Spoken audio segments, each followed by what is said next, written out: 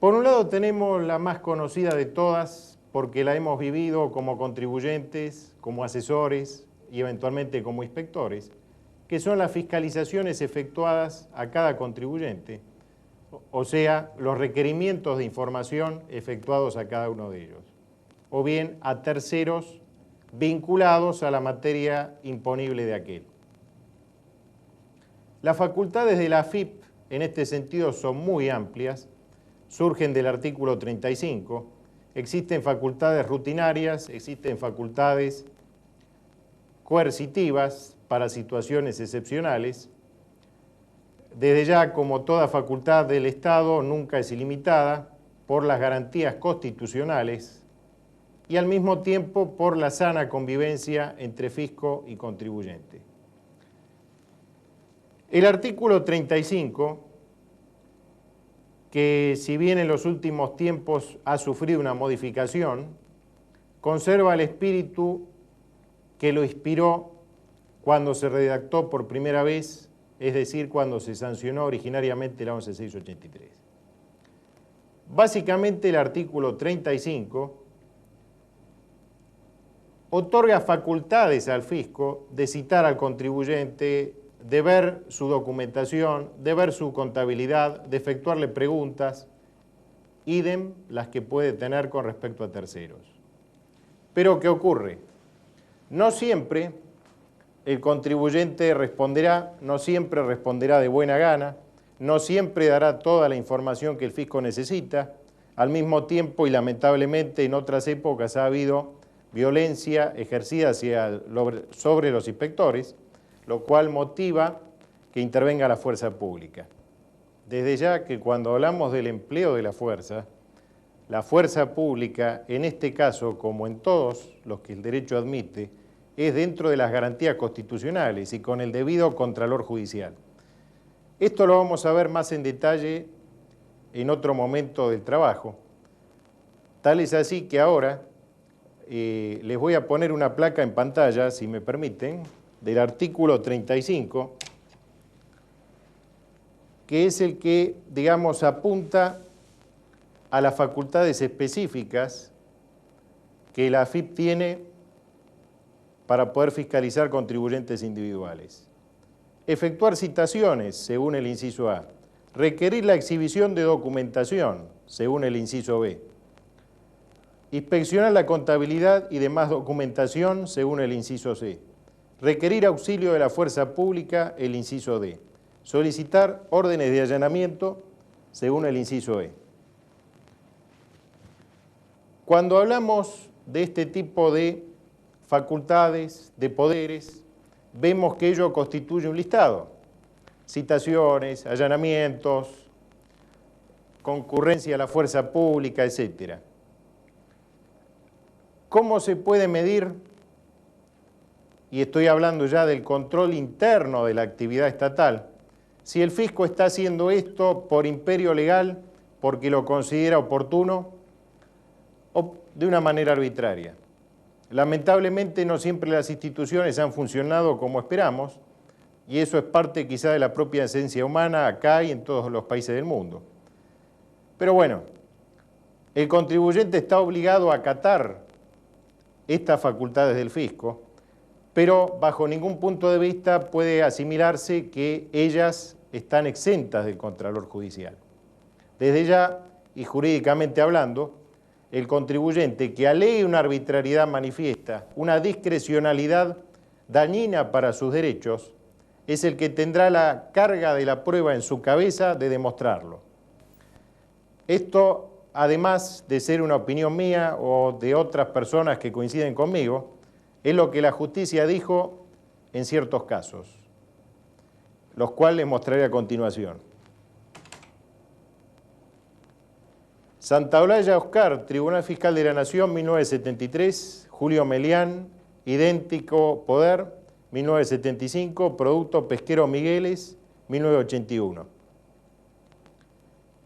Estos fallos, si bien les habrán parecido algo anacrónicos por la fecha en que han sido dictados, tienen una valía tal, a mi juicio, que define claramente cuándo el contribuyente puede invocar arbitrariedad o discrecionalidad en el proceder.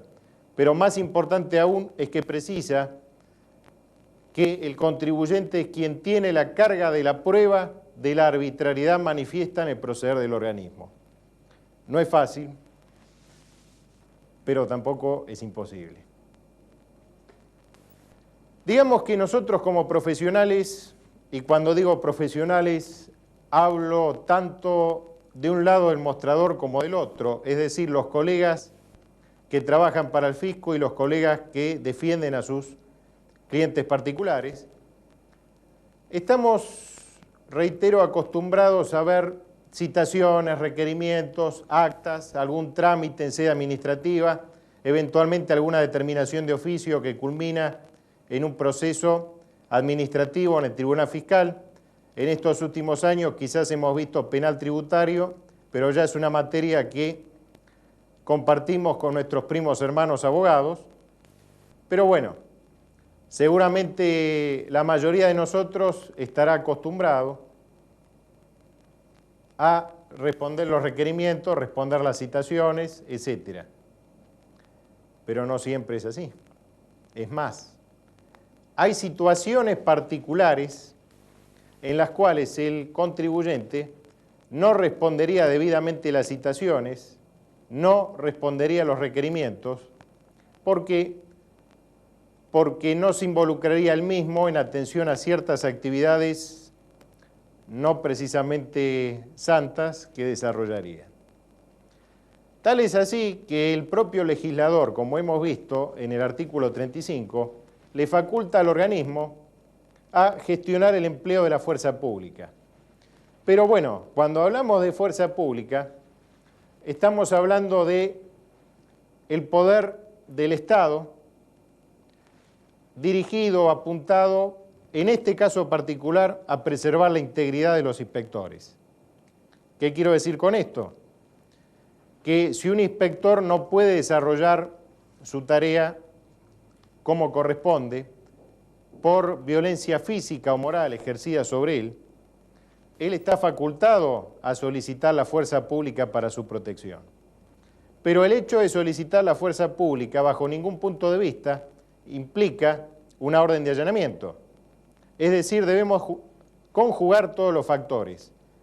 El inspector puede utilizar la fuerza pública para proteger su propia seguridad, pero no puede usar solamente la fuerza pública para ingresar a un domicilio y recabar información. El allanamiento necesita orden judicial. ¿Por qué necesita orden judicial? Porque en nuestro Estado de Derecho rige la división de poderes y nuestra querida y vieja Constitución Nacional, en su artículo 18, del cual haré lectura por la riqueza de su contenido expresada en pocas palabras. El domicilio es inviolable, como también la correspondencia epistolar y los papeles privados. Y una ley determinará en qué casos y con qué justificativos podrá procederse a su allanamiento y ocupación.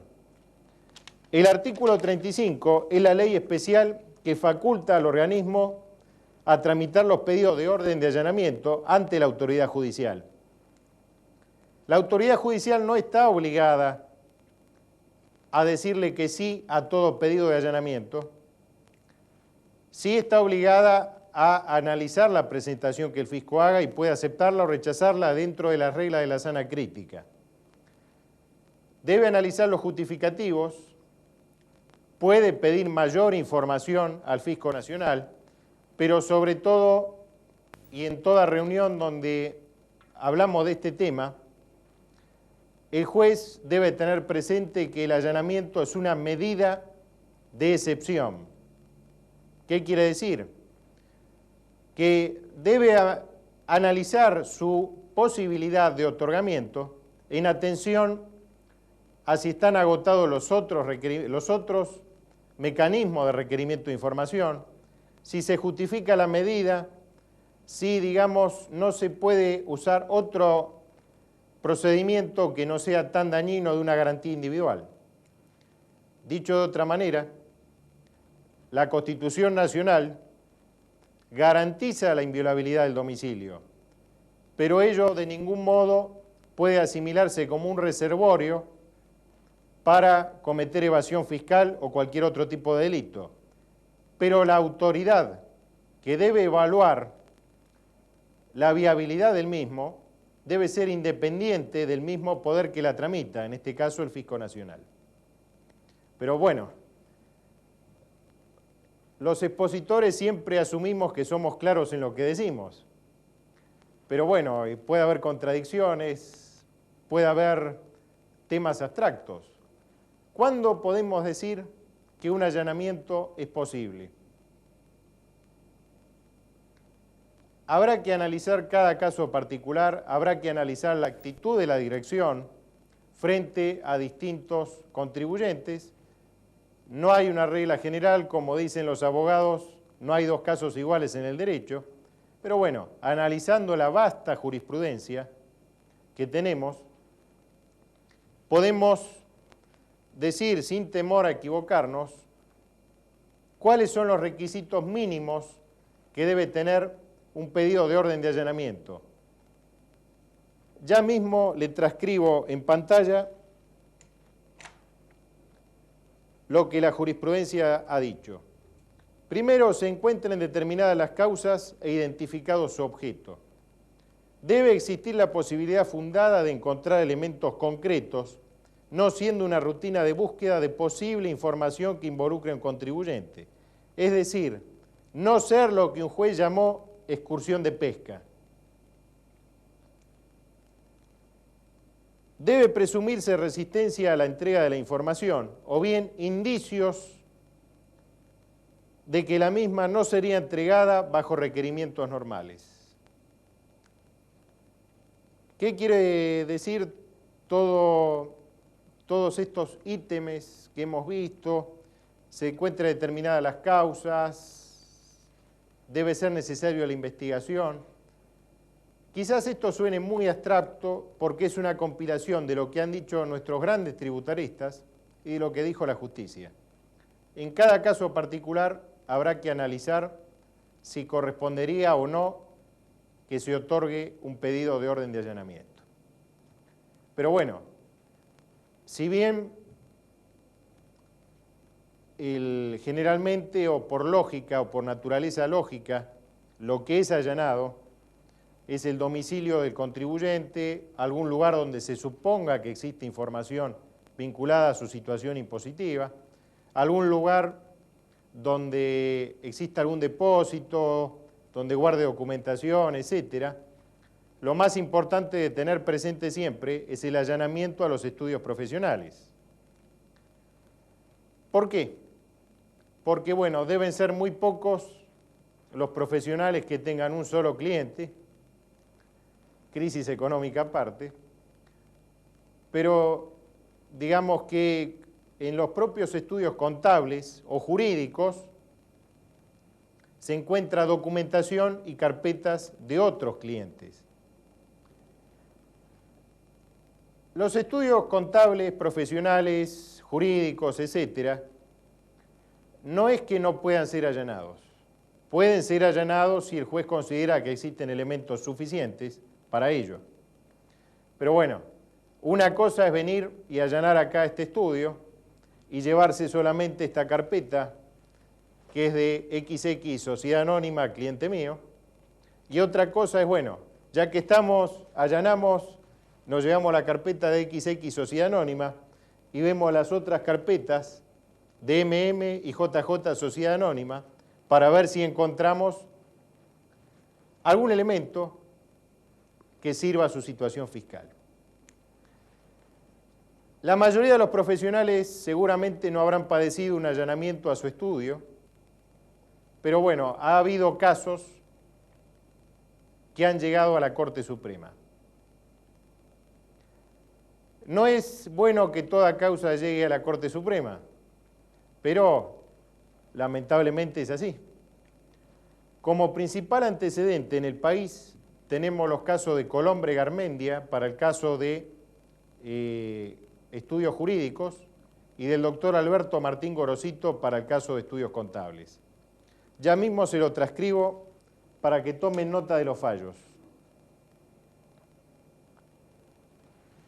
El 5 de diciembre de 1969, la Corte Suprema, Colombre Garmendia Ignacio y Luis.